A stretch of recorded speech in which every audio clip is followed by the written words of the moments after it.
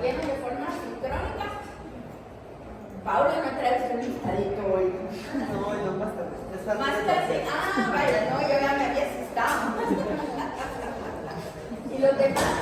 ¿Tienen alguna pregunta? Sí, pero está. ¿Todo quedó clarito? ¿Sí? ¿Hicieron su guía de estudio? Sí. Sí, por lo menos hasta donde se pudo, ¿verdad? Perfecto. Entonces, mi propósito era que termináramos hoy una buena parte, ¿verdad? Pero ya perdimos 10 minutos en todo este problema que es ajeno a mi buena voluntad. Entonces, habíamos estado hablando de los ARNT. Silencio, por favor, así no puedo como elevar demasiada la voz. Habíamos estado hablando de los ARNT y que los ARNT en realidad son los traductores, ¿sí? Que así como que uno pone una camioneta, ¿verdad? Con una mano agarran el aminoácido y con la otra mano se agarran de un asiento. Entonces, con la mano del aminoácido van a cargar el aminoácido correcto y con la mano izquierda van a estar leyendo el codón, ¿verdad?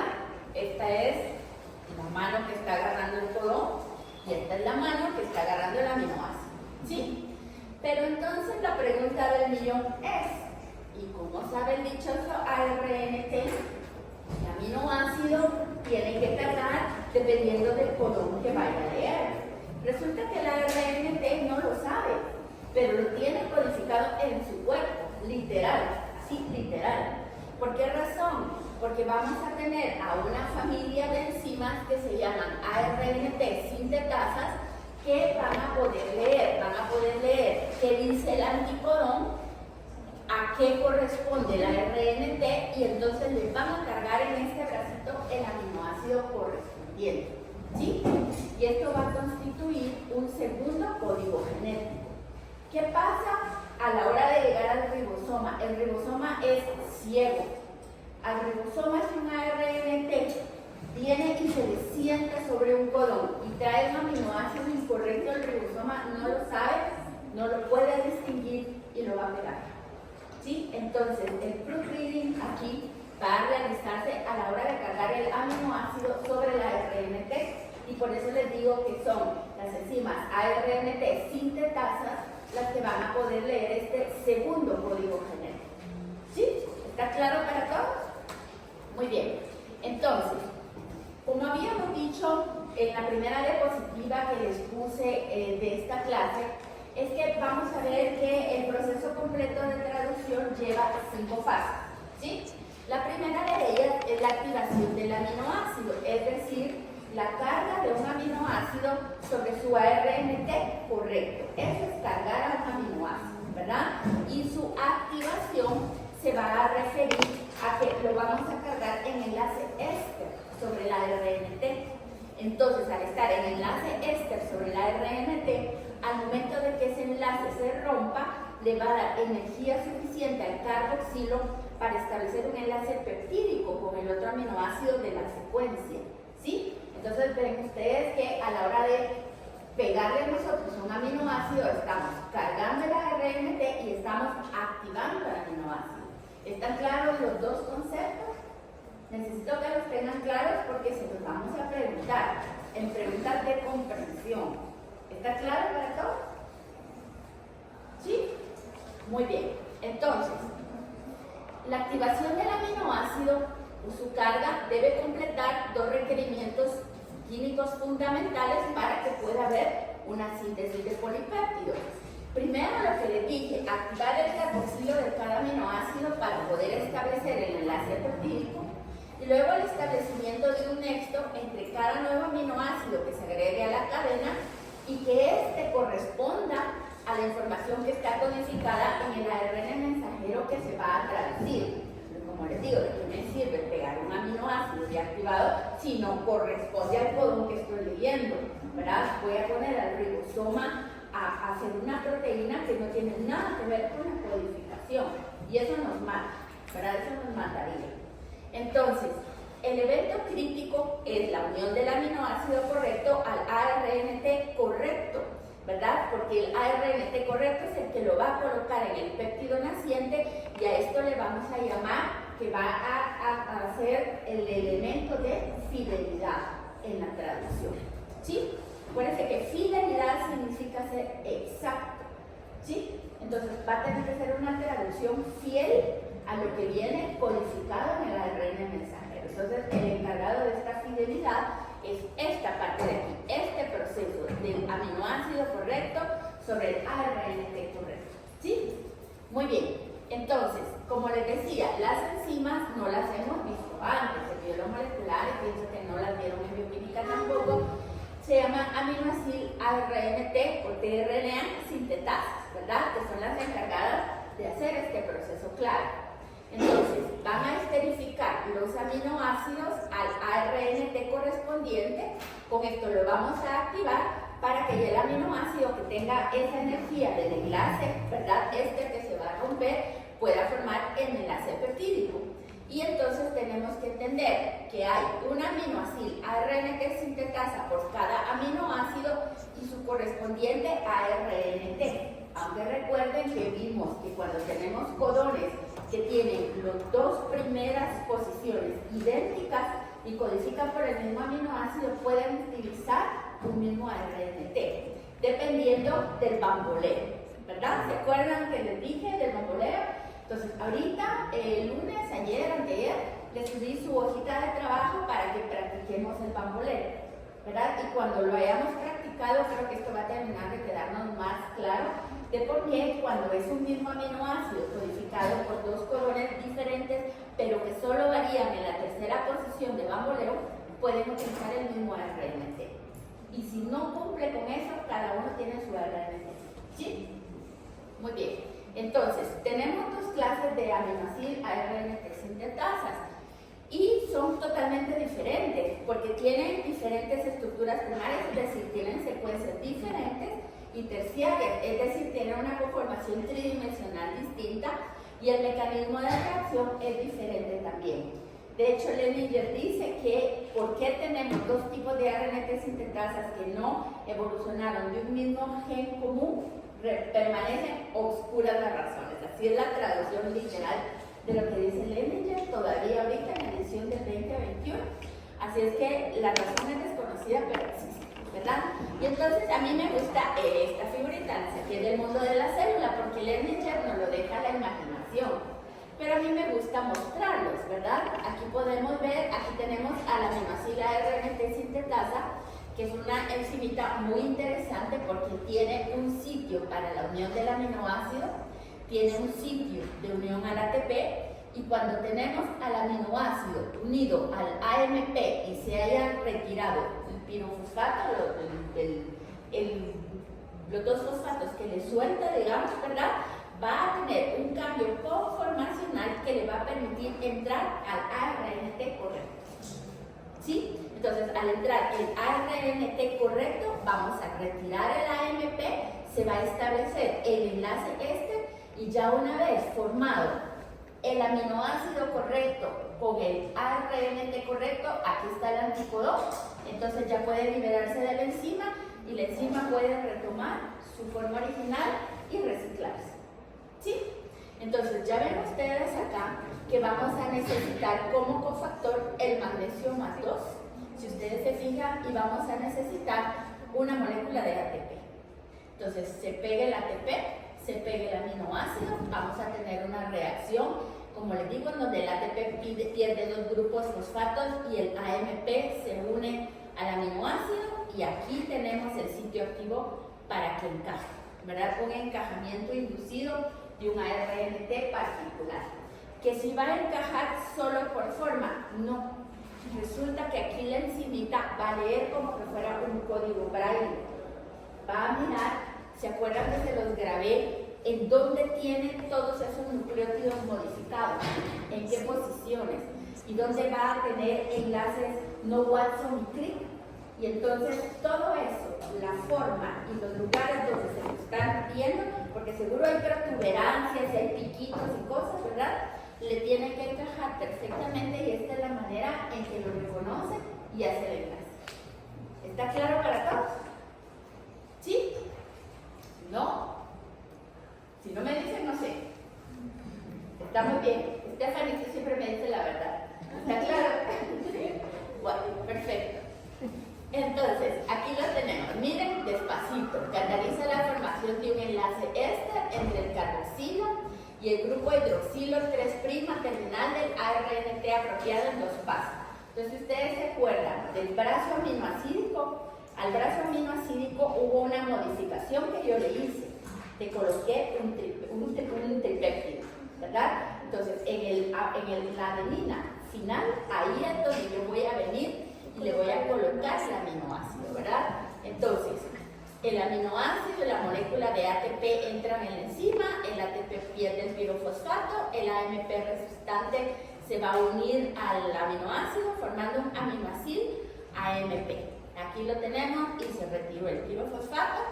¿Y qué está pasando? Como nos lo muestra Lehninger, aquí tenemos el que inicia el ataque es el fosfato alfa, ¿verdad? Perdón, el que empieza el ataque es el carboxilo alfa del aminoácido, que ataca al fosfato alfa del ATP, y entonces liberamos el pirofosfato y tenemos aquí la unión. Miren, que tenemos el grupo carboxilo unido a una molécula de alta energía en enlace este. Lo tenemos, aquí está pegado, ¿sí? Entonces, en este momento ya tenemos un 5' aminoacil adrenilato, que es el que va a poder continuar con la reacción. Ya ahorita, desde que vimos que el pirofosfato se liberó, ya entendemos cómo vamos a utilizar la energía también para terminar la reacción, ¿verdad?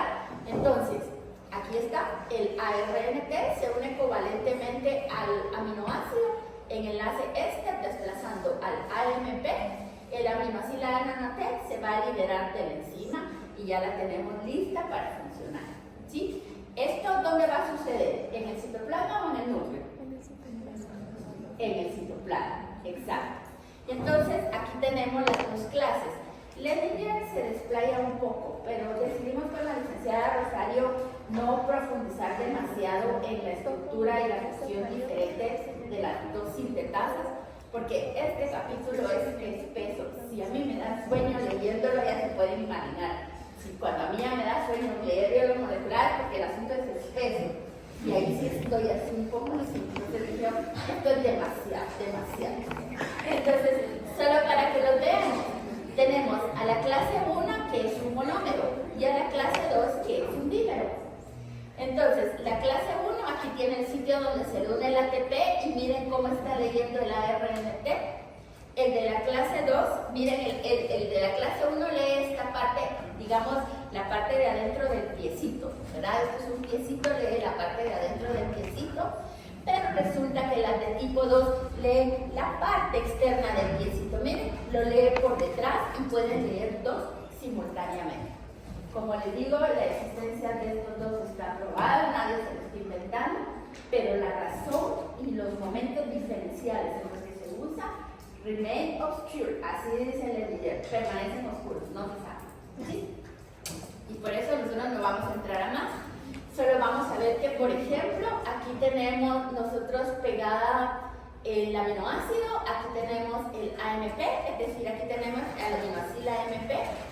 Si fuéramos a pegarlo aquí, a la ARNT, aquí está la adenina final, ¿verdad? El extremo 3' terminal de la ARNT. Pegaríamos entonces, por medio de la clase 1, al aminoácido, iniciando aquí en el carbono 2'. Entonces, el hidroxila 2' va a atacar aquí al carboxil, ¿verdad? Y lo que va a hacer entonces es unirlo, como lo vamos a ver acá. Aquí está el ataque, lo agarra primero en el carbono 2 y después, por transesterificación, lo va a pasar al carbono número 3. Y aquí, la otra clase, lo que va a hacer es que, voy a regresar, la otra clase lo que va a hacer es que más bien es el carbono 3', el primero que ataca, y al haber atacado el carbono 3', se queda aquí en este lugar y ya lo hizo en un único paso. En pocas palabras, lo que me va a quedar aquí es una adenina con el aminoácido en 3'. Y ya con eso tengo a la ARNT con su adenina al final, con el aminoácido pegado en su hidroxila 3'. ¿Sí? ¿Está bien? Y aquí debajo le queda el anticodón. Entonces ya pueden ver ustedes que no es gran dificultad, no es gran diferencia. Con este empiezo con el 2' y termino en el 3', y con esto en el 3' de una vez, y tengo las moléculas que necesito para funcionar. Entonces el enlace éster ya está ahí, ya está preparado para darme energía para el momento en que la peptidil transferasa se llama, ¿sí? Vaya a ser el enlace péptido. Entonces aquí se los puse, y aquí está. Esto es lo que me queda acá. Un aminoácido más ARNT más ATP por medio de un cofactor magnesio. La aminoácida ARNT sintetasa me va a formar un aminoácido ARNT y va a liberar AMP y pirofosfato. La degradación última del pirofosfato sabemos que me va a dar una gran cantidad de energía, de manera que el delta G de esta reacción es menos 29 kilojoules por mol. Es casi lo que necesitaría para formar una ATP, ¿se acuerdan ustedes? Es menos 30.5. Entonces aquí tenemos menos 29. ¿Y qué pasa cuando un delta G es negativo? ¿La reacción es reversible o irreversible? Es irreversible. Así es. Entonces ya aquí, cuando esto sucedió, esto es mentira. Solo sucede de izquierda. ¿Sí? ¿Está bien? Entonces ya ven la estructura general de 5' a 3'. En 3', en la adenina, tengo pegado yo el grupo aminoácido en enlace éster, y aquí tengo el brazo del anticodón. ¿Sí? Acuérdense del muñeco en la camioneta. ¿Sí? Muy bien. Entonces yo aquí les digo la esterificación de un aminoácido a su RNT, es decir, activación del aminoácido, va a requerir la inversión en total de 2 enlaces de energía. ¿Sí? A la licenciada Rosario le encanta preguntar cuántos enlaces de energía se gastan para cada proceso.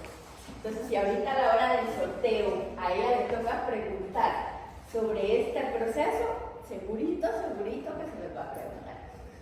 Si me toca a mí, no sé. Si encuentro algo más interesante, yo como soy más visual, a mí me gustan más las figuritas y cositas así, ¿verdad? Pero pues como no se sabe en el sorteo que nos va a tocar, entonces pues es bueno que sepamos, ¿verdad?, que necesitamos invertir 2 enlaces de alta energía. ¿Sí? Muy bien. Entonces, ya dijimos aquí, la finalidad de la aminoaxilación de la RNT es activar el aminoácido para que pueda formar el enlace peptídico. ¿Claro para todos? Cheque. Asegurar la colocación del aminoácido correcto en la cadena polipeptídica naciente. ¿Está claro para todos? Cheque. ¿Está claro para todos? ¿Segura? Le veo cara de duda. ¿Allá atrás? ¿Estamos claros, chicos, por allá? ¿Sidney? ¿Segurito? ¿Gustavo? Pregunta. A la especificidad de que la RNT, si en un momento por algún motivo los enlaces no están colocados como deben, tal vez No lo entiendo, sí. Tengo que preguntarle, pero es una duda que tengo que estar así como la gana. Vamos a que porque algún daño de ADN o colectivo se perdiera un enlace, entonces la especificidad también se pierde y no hay términos para el producir y que se repare. Un ARNT dañado no creo que sea funcional porque no lo van a reconocer una sintetasa. ¿Se acuerdan que tienen que tener todos los bultos y todos los picos y todos los retorcijones en su lugar para que lo reconozca la sintetasa? Si usted tiene un daño que cambie cualquiera de esas estructuras, la sintetasa simplemente no lo va a encajar en su sitio activo y ese ARNT se va a degradar. ¿Sí? Ahora, ¿que puedan ocurrir errores? Sí. Digamos, las sintetasas, y gracias por preguntar porque me da la oportunidad de decir esto, las sintetasas son enzimas. No todas las enzimas tienen un 100% de fidelidad. De vez en cuando se pueden equivocar, ¿verdad? Pero aquí estamos en lo mismo, no se trata de ADN, en este caso se va a tratar de una proteína. Entonces, ¿qué tal? Estamos sintetizando 1 millón de copias de, voy a inventarme, de la cadena alfa de la hemoglobina, ¿verdad? Y de ese millón se equivocó en una. ¿Será que eso va a importar en mi contenido total de hemoglobina? Ni lo voy a notar, ¿verdad? Entonces, por eso es que a pesar de que la enzima tiene un alto grado de fidelidad, no es infalible porque es biológica, ¿verdad? ¿Sí? ¿Está claro para todos? Es decir, si puede que ya agarre ahí gusto por estarlo metiendo mal y por estarlo poniendo y que todas se equivoquen, eso ya se vería reflejado en nuestro contenido global de proteínas. Pero si solo es una en 1000 proteínas que se sintetizan, no se va a notar. ¿Sí? Y a veces hay proteínas que por estar mal estructuradas son reconocidas por sus chaperonas en la modificación final y simplemente son degradadas y no entran a batear jamás. ¿Sí? Ni a batear ni tirar, no entran al partido. Muy bien. Entonces, como yo les decía, las sintetasas tienen actividad de comprobación de lectura, proofreading, pero pueden haber errores. Poquititos, pero pueden haber. Muy bien. Entonces, ¿cómo es la actividad correctora de lectura de las sintetasas? Entonces, tenemos que revisar la identidad del aminoácido antes de unirlo a la cadena, porque como yo les decía, el ribosoma es ciego. Es así como le dicen, como no me diste, no te pedí, ¿verdad? Y como no te pedí, entonces no me diste. Y es así un círculo vicioso. El ribosoma lo que le dé es lo que va a aceptar y lo va a unir, lo va a enlazar sin cuestionar, ¿verdad? Entonces es aquí donde tenemos que cuestionarnos lo que va a llegar al ribosoma. Entonces, cada aminoácido AMP que se va a enlazar, ¿verdad? Por una sintetasa se va a realizar en un segundo sitio activo de la enzima. Y entonces, tiene que calzar el ARNT con la identidad del aminoácido que tenga encima. Si resulta que el aminoácido no corresponde al ARNT, el aminoácido se va a hidrolizar y se va a separar del lugar, ¿verdad? Entonces, esta actividad correctora de lectura es indispensable para asegurar la fidelidad del proceso, ¿verdad? Y esto es especialmente importante con los aminoácidos que tienen parientes con estructura similar. ¿A qué me refiero con los parientes? A esto. Por ejemplo, la diferencia entre una valina y una isoleucina es un grupo metil, ¿verdad? Entre una glutamina y un glutamato es un grupo amino. Entonces, se parecen mucho, podrían entrar al sitio de la enzima, pero por eso tienen un segundo sitio proofreading que se los puede volar, ¿verdad? Pero como les digo, no es infalible al 100%, no lo es. Nadie, ninguna de nuestras enzimas lo es. ¿Sí? ¿Está claro para todos? Muy bien, entonces ahí lo tenemos. Entonces, ¿a qué me refiero yo cuando les he estado hablando de un segundo código genético? Me refiero a que la enzima tiene que ser específica y revisar la identidad del aminoácido y revisar la identidad del ARNT y leer el anticodón, ¿verdad? Tiene que leer que el anticodón y toda la estructura correspondan al aminoácido que se está pegando. Y entonces, ¿qué lo va a hacer? La lectura de esta interacción es el segundo código genético, ¿verdad? Que además del sitio proofreading también contribuye a la discriminación entre aminoácidos correctos e incorrectos. Entonces, van a discriminar y reconocer a los ARNTs basándose en los nucleótidos que están colocados en posiciones específicas, principalmente en el brazo del aminoácido y en el brazo del anticodón, incluyendo el triplete del anticodón. Entonces estamos aquí ante la presencia de alguien que va a leer esto. ¿Qué es esto? Un código de Braille. Va a leer un código de Braille, así es. Entonces, ¿qué va a pasar? Se ha visto por experimentos que se hacen en el laboratorio que en algunos casos pueden requerirse 10 o más nucleótidos específicos para que el reconocimiento se dé, ¿verdad? Pero en otros casos es más simple y puede bastar con una única posición y el anticodón, o a veces una única posición, imagínense. Y el caso más simple es el de las ARNT sintetasas que cargan alanina. ¿Sí? Cuando uno lee así, ALA, un guión, ARNT sintetasa, un guión, ARNT con una ala arriba, significa que es un ARNT que codifica por la alanina pegado a su ARNT sintetasa que le va a pegar la alanina correcta. Es como un código que tenemos que entender, ¿verdad? Voy a regresar a esto. Y entonces aquí están las posiciones en los nucleótidos. Por ejemplo, se ha visto que los que están marcados en naranja, aquí en varios lados, son reconocidos por más de un aminoácido ARNT. Puede ser, digamos, como una moneda de cambio común. Pero, por ejemplo, esta posición de acá, el azul, la naranja es reconocido por uno solo, y la azul puede ser reconocida por más de un aminoácido ARNT. Entonces, vemos que además hay de otros colores y aquí tenemos el anticodón, ¿verdad? Que ese es específico. Nuevamente aquí tenemos el brazo del aminoácido y aquí tenemos el brazo del anticodón. Entonces, donde están los naranjas, yo ya sé que es reconocido por un solo aminoácido ARNT. Está reconociendo estos naranjas, estos naranjas, los dos de aquí. Y con esto ya hay un reconocimiento casi total y reconocemos, por ejemplo, aquí podría ser más de uno, pero de encima lo está leyendo todito.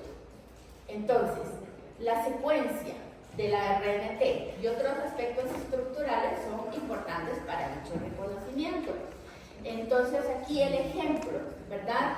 En este caso, el de la alanina que yo les había mencionado, resulta que este es el ARNT.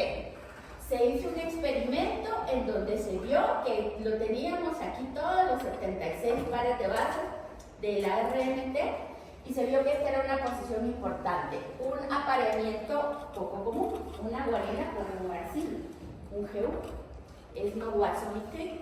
Y entonces se hizo un experimento en donde, miren, de tener 76 pares de bases, aquí yo estoy poniendo la posición de la 1 a la 13 y estoy haciendo una dirección de la 13 a la 66. Estoy cortando de aquí para acá.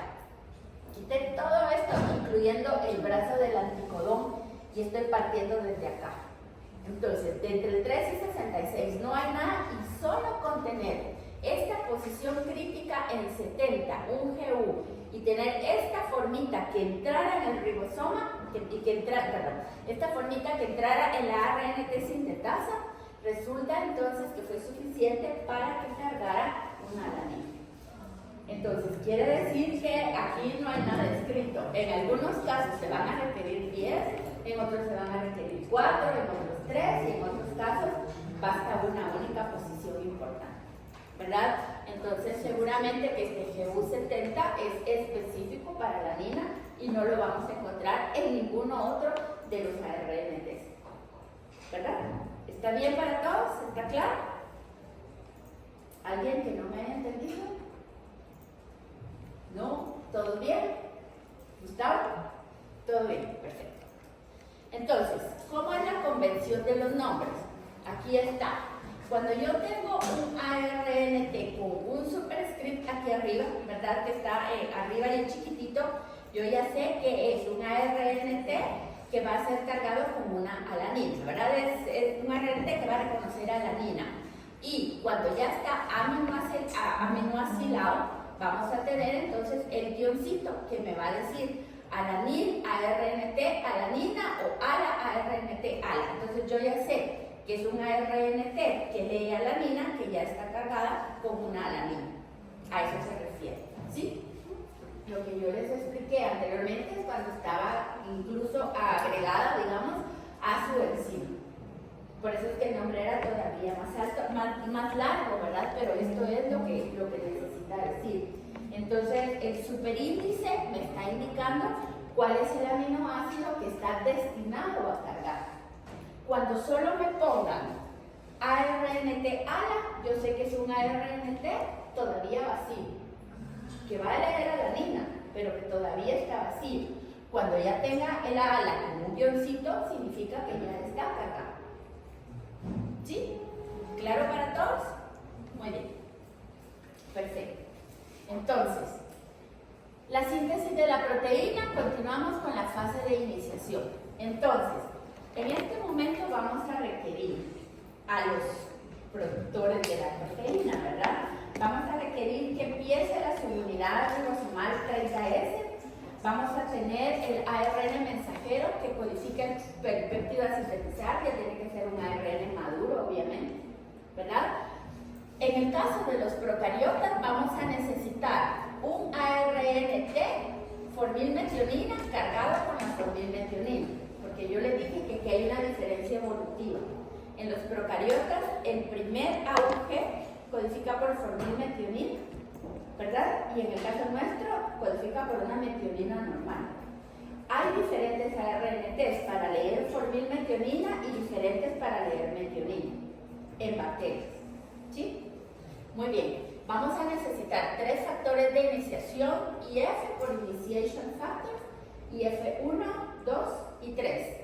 Vamos a necesitar GTP, la subunidad ribosomal grande, la 50S, y vamos a requerir magnesio más 2 como cofactor. Y entonces podemos ver aquí, ¿verdad?, que la síntesis de proteínas empieza en el extremo amino terminal y se van agregando aminoácidos hacia el extremo carboxilo terminal. La imagen que aparece en Leninger de un experimento está un poco confusa. Me gusta más la del mundo de la célula o el de Harvey u otras para los efectos, pero eso es, digamos, el 5' del ARN mensajero codifica por el extremo amino terminal de una proteína. Entonces, cuando yo leo lo que está codificado de 5 a 3, yo lo leo de amino a carboxil de un peptido. ¿Sí? ¿Está claro para todos? Entonces yo voy a empezar colocando el aminoácido que va a ser el amino terminal, inicialmente metionina, ¿verdad? Y voy a ir agregando hacia el extremo carboxilo terminal y el último aminoácido que yo agregué antes del stop va a proporcionar el carboxilo terminal del péptido. ¿Sí? ¿Está claro para todos? Entonces cuando lean Leninger no se confundan, está ahí profuso, confuso y difuso. Esta es la versión corta y clara. Entonces pueden ver ustedes aquí cómo tenemos el ARN mensajero de 5 a 3. Y aquí tenemos a los ribosomitas leyendo, ¿verdad? Y como ven, el que sale primero es la colita amino terminal, se va sintetizando, se va doblando, y el último que sale es el carboxilo terminal, y una vez se termina de leer el ribosoma, se desensambla y se vuelve a ensamblar para volver a iniciar el proceso con ese ARN mensajero. ¿Sí? ¿Está claro? ¿Sí, chicas allá? ¿Nixie? ¿Todo bien? Muy bien. Entonces ahí está, formilmetionina, acuérdense. Entonces aquí está el ribosoma. Yo creo que lo puse en el examen final del año pasado, no me acuerdo, tal vez sí, ¿verdad? Aquí está el ribosoma, aquí está otro ribosoma, es el mismo. Estamos hablando de ribosomas bacterianos. ¿Y por qué se lo digo? Porque es indispensable que conozcamos que un ribosoma va a tener 3 sitios. Un sitio P, que se llama el sitio peptidilo, un sitio A, que se llama el sitio aminoácido, y un sitio E, que es el sitio de salida, y E por exit, ¿verdad? En inglés, la ciencia se escribe en inglés. Hasta el momento, quién sabe si en algún momento se va a escribir en chino. Yo sí ya no sé qué decirles, pero por el momento se escribe en chino. En la época de nuestros abuelitos y bisabuelitos se escribía en francés, ¿verdad? Pero pues ahora se escribe en inglés. Entonces, para poder formar el complejo, para poder tener estos sitios formados, necesitamos que el ribosoma esté ensamblado, es decir, que la subunidad pequeña quede abajo y encima la subunidad grande, y entonces ya tengo yo la conformación tridimensional de los 3 sitios que les estoy mencionando, ¿verdad? Entonces, aquí lo tenemos nítido, ya que estamos viendo dónde se coloca AUG. AUG se va a colocar en el sitio P, y es el único codón que se va a colocar en el sitio P y sobre el cual se le va a colocar directamente su ARNT. Todos los demás codones se van a leer sobre el sitio A. ¿Sí? Bueno, entonces, ¿qué más tenemos aquí de interesante? Esta secuencita que miramos acá. Miren, esta secuencia se llama la secuencia de Chantal-Garno. No se imagina uno, ¿verdad? Ni siquiera supone que es el descubridor que le puso su nombre.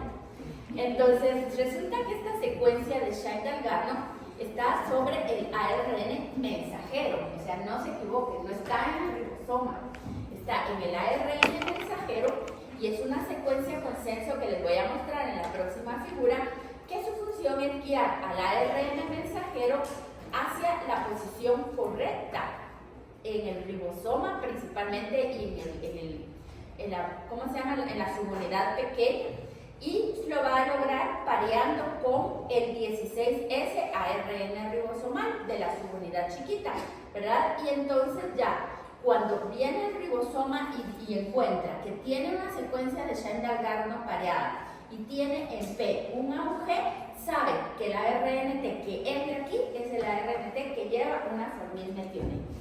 Y con esto, la bacteria, el ribosoma bacteriano, establece su marco de lectura. ¿Sí? Aquí establecí el marco de lectura. Entonces, en los ejemplitos que hicimos antes de Semana Santa, bien fáciles se los pusimos porque en todos les poníamos que iniciaba con agujero. Pero los ejercicios que les subí ya el lunes, ya no. Tenemos una secuencia larga y hay que escanearla buscando el primer agujero. Cuando yo encuentro el primer agujero, ahí pongo que es el codón número 1 y empiezo a contar de 3 en 3. Lo mismo hace el ribosoma. Tiene que escanear y cuando encuentra aquí a Shine-Dalgarno, parea en antisense. Y luego cae aquí AUG sobre el sitio P y aquí lo tenemos ya colocado de 5 a 3 para que entre la formilmetionina. ¿Sí? Muy bien. Aquí lo tenemos, miren, aquí está la secuencia, la señal de iniciación. Casi siempre es AUG, yo ya se los había dicho. Hay una excepción. Aquí tenemos una de las excepciones, GUG que lee por valina. En este gen, en el AI, vamos a tener que es el codón de iniciación. Como el 91-93% de todos los genes bacterianos empiezan con AUG, pero hay otros codones que pueden iniciar el marco de lectura también. Pero no se angustien, nosotros ahorita para los efectos del curso lo vamos a tomar todos como AUG, pero sepan ustedes, qué sé yo, si van a hacer alguna maestría, un doctorado, no sé qué piensan hacer con su vida, seguro ustedes ahorita tienen planes, pero la vida a veces le cambia una las cosas y le da otras. Entonces, por lo menos que lo sepan. Cuando yo llegué a Karolinska y leí mi primera secuencia genética de un par de genes que iba a estudiar yo, ese día entendí que esa era una de las excepciones. Porque yo así como buscando el AUG jamás llegó, ¿verdad? Y me dice mi tutor, es que esta es una de las excepciones y empezaba con otro codón. Pero ¿cómo lo sabía? Porque tenía detrás a la secuencia de Shine-Dalgarno. Entonces la secuencia de Shine-Dalgarno la tenemos acá, voy a regresar, miren, la tenemos acá, la vamos a tener, es una señal de iniciación que va a tener de 4 a 9 purinas, localizadas entre 8 y 13 pares de bases antes del codón de iniciación, hacia el extremo 5' terminal, ¿verdad? O sea, hacia upstream, arriba de la corriente. ¿Y qué es lo que hace? Si aquí tenemos el ARN mensajero, lo tenemos colocado de 5 a 3. Aquí está la secuencia de Shine-Dalgarno, la secuencia consenso. Aquí tenemos que el ARN ribosomal, el 16S, se le pone en antisense. Si este está de 5 a 3, este se pone de 3 a 5 y pareja. Entonces, a la hora de parear aquí, esto está intrincado en el ribosoma. ¿Se acuerdan? Que el ribosoma es una moma, yo sí le digo una moma, una cosona, una moleculona, hay una cosona enorme que tiene así metidos un montón de ARN y las proteínas que tienen función casi solamente estructural, ¿verdad? Porque los que funcionan aquí son los ARN ribosomales. Entonces, este es uno de ellos, pero como está entretejido con el resto de las proteínas, aquí lo va a colocar en posición, ¿sí? Entonces es importante recordar, tiene que estar Shine-Dalgarno y luego 8, 7 pares de bases más adelante vamos a tener el codón de iniciación. Si no es AUG, salados, tenemos que ver qué hacemos, ¿verdad? Pero usualmente es AUG para que pueda empezar. Entonces ahí está la excepción. Entonces vamos a ver cómo se forma el complejo de iniciación. Va a suceder en 3 pasos. Primero, la subunidad 30S se va a unir, al factor de iniciación 3 y la unión del factor de iniciación 3 previene la unión prematura de la subunidad grande. Entonces ya con esto está bloqueándolo, miren, perfecto. Luego tenemos que el factor de iniciación 1 se va a colocar sobre el sitio A y con eso va a bloquear la entrada de cualquier otro ARNT al sitio A y que me está dejando solamente al sitio P. Entonces, nítido, ya me está dejando libre solamente al sitio P. Entonces, el codón de iniciación AUG lo voy a colocar en P, ¿verdad? Y entonces el codón de iniciación va a ser reconocido por estar, como les digo, un poquito adelante, 8-13 nucleótidos, adelante de la secuencia de Shine-Dalgarno. Entonces ya tenemos aquí el ARN mensajero colocado, tenemos bloqueado E y tenemos bloqueado A. Muy bien. Y entonces, ¿qué va a pasar? Resulta que el factor de iniciación 2, que está ligado a GTP, va a favorecer la entrada del ARNT que carga la formilmetionina y lo va a meter en el sitio P. Cuando entre el ARNT, lógicamente, se va a leer codón anticodón. Esto es lo único que puede leer el ribosoma, codón anticodón. Entonces tiene que entrar codón anticodón, entra el ARNT, aquí tiene la formilmetionina, pero tuvo que haber entrado IF2 para terminar de dar la estructura tridimensional al ribosoma para que lograra entrar el ARNT. ¿Sí? Y entonces con esto pues ya lo tenemos aquí. Esto es una formilmetionina, es una metionina formilada, no hay para dónde. Y lo coloqué en el sitio P. Y ya por último entonces se va a unir la subunidad 50S. Para eso va a desplazar a los 3 factores de iniciación, se va a hidrolizar el GTP de IF2 a GDP y con esto se separan y dejan libres los sitios y se ensambla encima la subunidad 50S. Entonces yo ya tengo el complejo de iniciación, tengo el 30S, tengo el 50S, tengo los 3 sitios formados, tengo a AUG colocado sobre P, tengo el ARNT con la formilmetionina colocada y este es mi complejo de iniciación. Y yo voy a leer el ARN mensajero de 5' a 3'. ¿Sí? Entonces el ribosoma va a ir caminando sobre el ARN mensajero, va a caminar sobre él de 5 a 3. Es decir, que aquí quien va a hacer translocación es el ribosoma. ¿Sí? Entonces, ¿qué más tenemos acá? Este ya es el complejo 70S, ¿verdad? Entonces la unión correcta del ARNT con formilmetionina al sitio P se asegura por al menos 3 puntos de reconocimiento y enlace. Interacción codón-anticodón, interacción entre la secuencia de Shine-Dalgarno y el 16S ARN ribosomal, y luego las interacciones de unión entre el sitio P y la formilmetionina. Con esto establecemos el marco de lectura. Es importantísimo. ¿Qué tal lo establecemos en otro lado? Tendríamos un corrimiento de marco de lectura y tendríamos una proteína totalmente diferente. Entonces, ¿para qué? ¿Verdad? Como dice Shakira, entonces, ¿para qué? Pues nos molestamos en tener el ADN intacto. Después toda la historia de la transcripción, la modificación, la exportación. Y para venirnos a equivocar ahorita en el marco de lectura, no, ¿verdad? Entonces, por eso es que hay tantos factores involucrados. Y esos son poquitos en bacterias. Ahí van a ver, en nosotros es la muerte. Literal, ayer por la licenciada Rosario le dije, no, Rosario, yo esto sí de verdad no lo soporto demasiado. Y entonces quedamos en que vamos a hacerlo así bien puntual y así se lo voy a explicar. Porque, como les digo, si ya cuando yo caigo así sobre el ninja, es una señal de que no. O sea, no. Bueno, entonces para ir terminando los puntos importantes, chequeemos que todo esté claro con ustedes. La síntesis de péptidos empieza en el extremo amino terminal y procede al carboxilo terminal. ¿Está claro? El primero que coloco es el amino y luego voy colocando hacia el carboxilo. ¿Sí? Perfecto. Hay un aminoácido específico inicia la síntesis de proteínas. AUG codifica por metionina, pero existen 2 ARNTs para metionina, uno para iniciación y otro para cuando el codón está en posición interna del polipéptido. En procariotas es una formilmetionina, es decir, una formilmetionina ARNT FM al codón de iniciación, y adentro tendremos otro ARNT que lee metionina en la secuencia interna del polipéptido. ¿Sí? ¿Estamos claros acá? Y luego, en los eucariotas vamos a iniciar con metionina.